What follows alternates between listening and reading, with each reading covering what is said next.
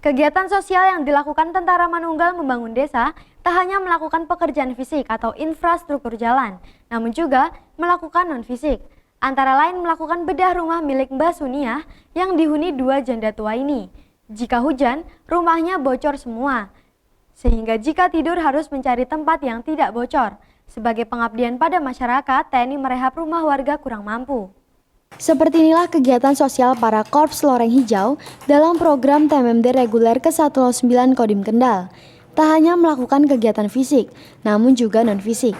Ada pengajian, penyuluhan pertanian, penyuluhan kesehatan, penyuluhan narkoba, dan masih banyak lagi yang sifatnya memberikan wawasan dan ilmu pada warga Desa Sendang Kulon. TNI bersama warga setempat melakukan bedah rumah milik Mbah Suniah. Rumah tersebut berukuran 8 x 9 meter yang terbuat dari kayu dan bambu.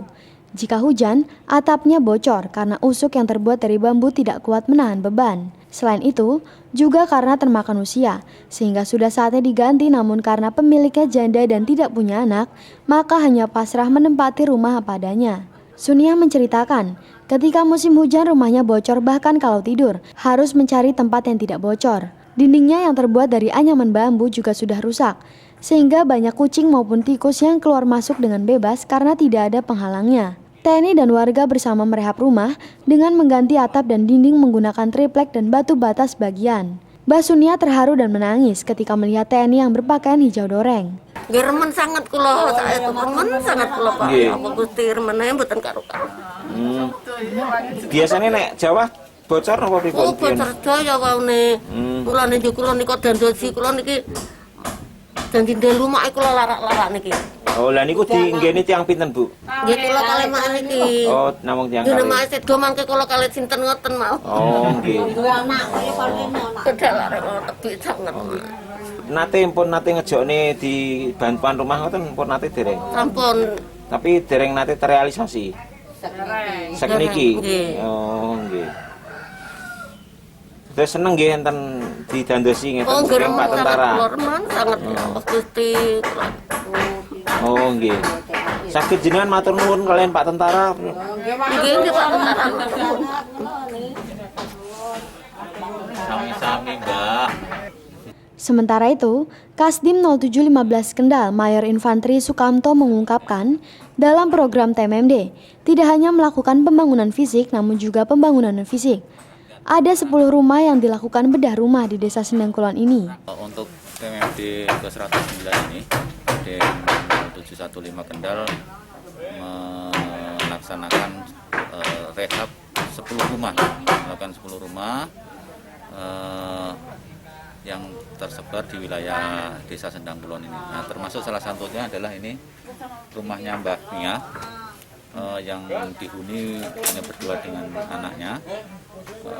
Kebetulan suaminya sudah pada meninggal dan anaknya satu-satunya anaknya yang ada sekarang bekerja di Surabaya, sehingga mereka berdua janda dengan kondisi rumah yang kalau menurut saya memang tidak layak untuk dihuni oleh beliau berdua. Makanya melalui program ini diharapkan rumah Mbak Mia nantinya bisa menjadi rumah yang layak untuk dihuni, rumah yang sehat, sehingga penghuninya juga sehat, lingkungannya juga sehat. Harapannya seperti itu. Inilah bentuk pengabdian kami dari TNI untuk rakyat, karena rakyat sejatinya adalah ibu kandung TNI, sehingga tidak ada salahnya kalau memang TNI harus berbakti kepada rakyat.